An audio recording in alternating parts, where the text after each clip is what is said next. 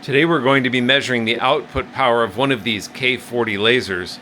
And to do that, I've got an Ophir Nova power meter with a sensor that's good up to 150 watts. And these K40s are supposedly able to produce about 40 watts. This one has a 10 high tube in it, and I just got this and I don't know what its output power or frankly its history is. I do know that it works because I've burned some spots and some lines and things into this wood. I've already done some adjustments on the optics and just kind of gotten it set up and showed that it actually functions, but I don't know how well it functions. So let's get started with this. I'm going to do this one-handed, so let's see how we do. So I've already removed the plate that's in here so I can get my output sensor in, and I've also removed the objective lens here. I want this beam to be as large as possible when it strikes this sensor so I don't burn a hole in the sensor. You don't want high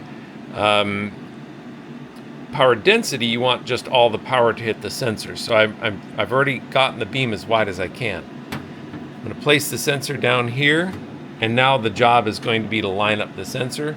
So I've got some green lab tape that I can put over the active area of the sensor. And we'll set this down to 10% power. I'm also going to, let's see here, I'm going to get this wire so it lands in the middle of the cutout. I'll show you in a second. So the wire doesn't move around. I'll put some tape over that too.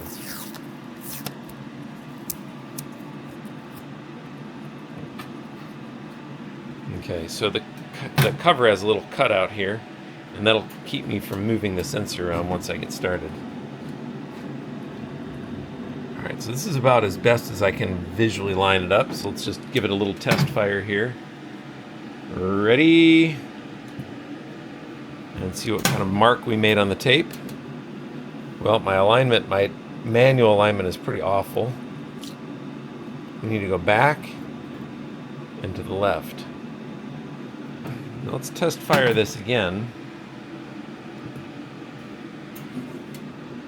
It's looking better, but we still have to go back to be more centered on the sensor. So I'm just going to roll back a little bit, test fire one more time.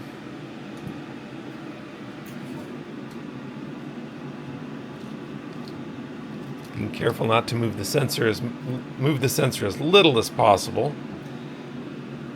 All right, now let's test it again, and we won't see anything this time because it's being absorbed.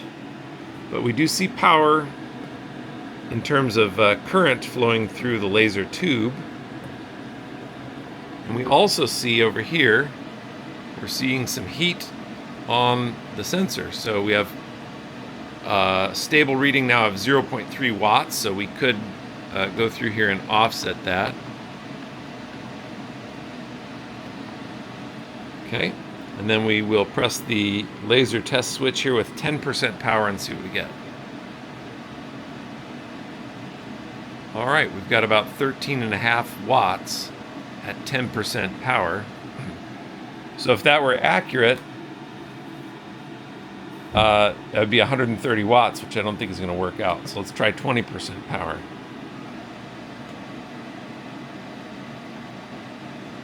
$21 watts. There's 30% power.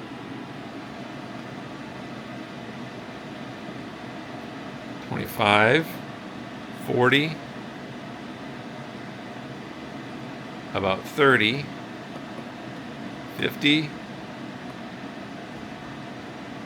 33, 60, still about 33, and we're at 20 milliamps. 70, we're at about 25 milliamps, 32.8, so it doesn't look like a good return on that increase. Now we're at about 28 milliamps, 80%, 33. Not much higher on the current, still about 33,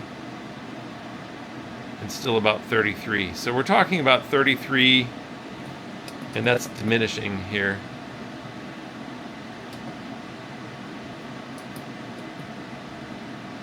find our peak power is around 20 milliamps, 23 milliamps or so.